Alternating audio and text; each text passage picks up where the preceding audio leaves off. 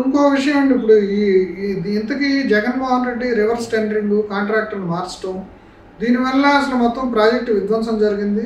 ఇప్పుడు ఏదైతే ఈ డయాఫ్రమ్ వాల్ డ్యామేజ్ జరిగిందో, ఇప్పుడు ఏదైతే ప్రాజెక్టుకి సంబంధించి డ్యామేజ్ జరిగిందో దాన్ని అసలు ఎవరు దానికి బాధ్యులు అనేది ఏ కాంట్రాక్టర్ని, అంటే పాత కాంట్రాక్టర్ని మనం తప్పు పట్టాలా, కొత్త కాంట్రాక్టర్ని ఫిక్స్ చేయాలనేది కూడా ఒక అయోమయం ఏర్పడిందని చెప్తున్నారు. ఇప్పుడు అసలు ఈ తప్పు ఎవరిదని ఇప్పుడు అనుకోవాలండి. ఇప్పుడు చంద్రబాబు నాయుడు ప్రభుత్వంలో జరిగిన తప్పులు కూడా ఉన్నాయి, ఇప్పుడు రివర్స్ టెండరింగ్ సంబంధించిన తప్పులు ఉన్నాయి. ఇప్పుడు రివర్స్ టెండరింగ్ గురించి ముందు మనం చర్చిద్దాం. ఇప్పుడు రివర్స్ టెండరింగ్ అనేటువంటిదేమో జరిగినటువంటి నష్టం గురించి కాదు. గతంలో టెండర్లు అదనంగా కోట్ చేశారు. అదనంగా కోట్ చేసినందువలన భారం ఎక్కువ పడుతుంది. అందుకని తిరిగి టెండర్ల ద్వారా, అంటే టెండరింగ్ ప్రాసెస్ ని భిన్నమైనటువంటి పద్ధతిలో చేయడం ద్వారా మేము పొదుపు చేస్తామని చెప్పేసి జగన్మోహన్ రెడ్డి సర్కార్ చెప్పింది. దానివల్ల జరిగినటువంటి పొదుపు కంటే ఆ టెండరింగ్ ప్రక్రియను ఖరారు చేయడానికి తీసుకున్నటువంటి వ్యవధితో ఎక్కువ నష్టం జరిగిందనేటువంటిది ఒక వర్షం. ఎందుకంటే వర్షాల వల్ల డయాఫ్రమ్ వాల్ కొట్టుకుపోయింది, అదేవిధంగా మిగతా స్ట్రక్చర్లు కూడా దెబ్బతిన్నాయి అనేటువంటిది. అందుకని అవి ఏ మేరకు కొట్టుకుపోయాయి అనేటువంటిది ఒకటైతే, డయాఫ్రమ్ వాల్ పై 1000 కోట్ల రూపాయల దాకా అవుతుందని, లేదా మిగతా స్ట్రక్చర్లకి ఎంత అవుతుంది ఏంటనేటువంటిది వాటి తీవ్రతని లోతు చూసిన తర్వాత కానీ అంచనా వేయలేనటువంటి పరిస్థితి ఏర్పడింది. మనం చూస్తున్నాం ఇప్పుడు మేడిగడ్డ, తెలంగాణలో ఉన్నటువంటి మేడిగడ్డ ప్రాజెక్టు కుంగిపోవడానికి కారకులు ఎవరు అంటే, ఇప్పుడు దానికి కమిషన్ వేసి నిర్ధారణ చేస్తున్నారు. అందుకని ఇప్పుడు పోలవరంలో జరిగినటువంటి ఈ నష్టాలకి లేదా జరిగినటువంటి డ్యామేజ్ ఎంత ఏమిటనేటువంటిది అక్కడ కూడా ఒక కమిషన్ వేస్తే తప్ప, ఇది నిర్లక్ష్యమా, ఎవరి నిర్లక్ష్యం, సాంకేతిక పరమైనటువంటి పర్యవేక్షణ జరపాల్సినటువంటి ఇంజనీర్ల నిర్లక్ష్యమా, లేకపోతే ఆ కాంట్రాక్ట్ పొంది నిర్మించినటువంటి సంస్థ నిర్లక్ష్యమా, లేకపోతే దాని మీద సకాలంలో స్పందించినటువంటి ప్రభుత్వం యొక్క రాజకీయ నాయకత్వం నిర్లక్ష్యమా అనేటువంటి తేలాల్సి ఉంది.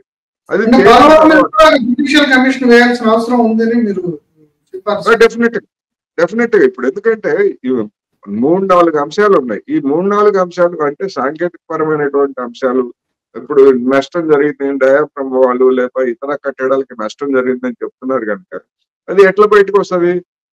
ఒక దర్యాప్తు కమిషన్ అంటే దాన్ని సాంకేతిక పరమైనటువంటి దర్యాప్తు కమిషన్ వేసినా అది దర్యాప్తు కమిషన్ అవుతుంది. లేదు ఇంకొక పద్ధతుల్లో వేసినా కానీ అంటే దాని పరిధిని విస్తరించి దీనికి బాధ్యులు ఎవరు అనేటువంటి దాన్ని కూడా చేర్చేట్లయితే ఆ కమిషన్ పరిధి విస్తృతం అవుతుంది. ఎట్లా చేస్తారు ఏంటనేటువంటిది చంద్రబాబు నాయుడు ఒక విషయం చెప్తానండి. ఇప్పుడు ఎంత నష్టం జరిగింది ఏంటి అనేది చెప్పడానికి కూడా ఇంజనీర్లు ఎవరు సిద్ధంగా లేరు.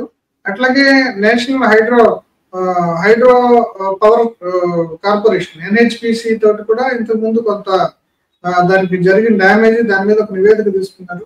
అవన్నీ కూడా అన్నింటిలో కూడా స్పష్టత లేదు. ఇప్పుడు అమెరికా నుంచి, కెనడా నుంచి వచ్చి ఈ ప్రాజెక్ట్ ని డయాగ్నోసిస్ చేస్తే తప్ప అసలు ఏమి ప్రాబ్లం అవుతుందో అనేది చెప్పలేము. దీనికి కూడా 2 సీజన్లు పడుతుంది అంటున్నారు. ఇప్పుడు అటువంటి పరిస్థితుల్లో జ్యుడిషియల్ కమిషన్ మాత్రం ఏం చేయగలుగుతుందండి? అదే సాంకేతికమైనటువంటి అంశాల పరిశీలన అంటే అదే. అందుకని ఇప్పుడు ఎవరు ఇక్కడ ఉన్నటువంటి ఇంజనీర్లు సమర్థులు కాదా, లేకపోతే ఇక్కడ ఉన్నటువంటి ఇంజనీర్లు చెప్పలేరు అంటే, నాకైతే మన ఇంజనీర్ల మీద లేదా మన వ్యవస్థల మీద పూర్తి నమ్మకం ఉంది. కానీ వాళ్ళు కాకుండా విదేశాల నుంచి రప్పిస్తా ఉంటున్నారు. రప్పించనివ్వండి. విదేశాల నుంచి వచ్చినా కానీ విదేశాల నుంచి వచ్చినటువంటి వాళ్ళకి అసిస్ట్ చేయాలి, సహాయం చేయాల్సింది ఎవరు? వాళ్ళు కోరినటువంటి సమాచారం ఇవన్నీ చేయాల్సింది మన ఇంజనీర్లే. అందువల్ల వాళ్ళ ఎక్స్పర్టైజ్ ని, వాళ్ళ నైపుణ్యాన్ని మనం తీసుకుంటాం, మన తప్పేం లేదు. ఇక్కడ ఉన్నటువంటి వాళ్ళు కూడా ఎట్లాగో తోడ్పడతారు. జనానికి తేల్చాల్సింది ఏంటంటే దాని యొక్క నష్టం ఎంత అనేటువంటిది తక్షణమే ఇమీడియట్ గా తేల్చాలి. ఆ నష్టానికి జరిగినటువంటి అమౌంట్ ని అది రాష్ట్ర ప్రభుత్వం భరిస్తుందా, లేకపోతే మీ ప్రభుత్వంలో ఎవరైనా ఉన్నా మాకు అనవసరం, జగన్మోహన్ రెడ్డి గారు ఉన్నా మాకు అనవసరం, చంద్రబాబు నాయుడు గారు ఉన్నా మన అవసరం. ప్రభుత్వం అనేటువంటిది అది ఒక పర్మనెంట్ వ్యవస్థ కనుక ఆ ప్రభుత్వం అంటే బాధ్యత, మాకేమి సంబంధం లేదు ఆ నష్టంతో, అదనంగా అయ్యేటువంటి ఖర్చును మేమెందుకు ఇవ్వాలని చెప్పేసి కేంద్రం చెప్తుందా అనేటువంటిది మనం చూడాల్సి ఉంది. ఎందుకంటే విద్యుత్ ప్రాజెక్టుకు వచ్చేసరికి వస్తే మరీ కష్టం కదా. ఎస్, ఇప్పుడు విద్యుత్ ప్రాజెక్టుకు వచ్చేసరికి కేంద్రం గతంలోనే తిరస్కరించింది అనేటువంటి వార్తలు వచ్చాయి. ఎందుకంటే విద్యుత్ ప్రాజెక్టుని విద్యుత్ అనేటువంటి దానికి మేము ఇస్తామని చెప్పేసి మేము కమిట్ కాలేదు. నీటిపారుదల ప్రాజెక్టు కాంపోనెంట్ కి మాత్రమే మేము ఇస్తామని చెప్పినట్టుగా గతంలో చెప్పింది. దానికి చంద్రబాబు నాయుడు సర్కార్ కూడా అంగీకరించి ఓకే దానికి అయ్యేటువంటి ఖర్చును మేము పెట్టుకుంటామని చెప్పేసి అంగీకరించిందని చెప్తున్నారు. దాని విలువ ఎంత అంటే 4,500 కోట్ల రూపాయలు.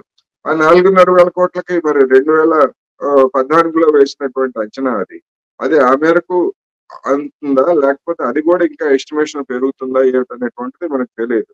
కానీ తాజా ఈ శ్వేతపత్రంలో చంద్రబాబు నాయుడు గారు విడుదల చేసినటువంటి శ్వేతపత్రంలో గతంలో అంటే 10 సంవత్సరాల క్రితం ఏ ఎస్టిమేషన్ అయితే ఉందో అదే ఎస్టిమేషన్ సంఖ్యలు చూపించారు. అందువల్ల దాన్ని రివైజ్ చేయలేదు. అది రాష్ట్ర ప్రభుత్వానికి సంబంధించినటువంటి అంశం. అందుకని ఈ సాంకేతిక పరమైనటువంటి అంశాలు తేలాలి, వాటికి అయ్యేటువంటి ఖర్చు గురించి కేంద్ర ప్రభుత్వం చెప్పాలి. అదే విధంగా రివైజ్డ్ ఎస్టిమేషన్ ని కేంద్ర ప్రభుత్వం ఆమోదిస్తుందా లేదా అనేది ఒకటి. రెండవది మనం చెప్పుకున్నట్టుగా పునరావాస ప్యాకేజ్ అనేటువంటిది మరొక అంశం. Please do subscribe to Telugu Rajyam channel. Please do subscribe to Telugu Rajyam channel. Please do subscribe to Telugu Rajyam channel. Hi అండి, నేను మీ ఆర్పీని, నెల్లూరు పెద్దారెడ్డి చేపల పులుసు ఓనర్ని.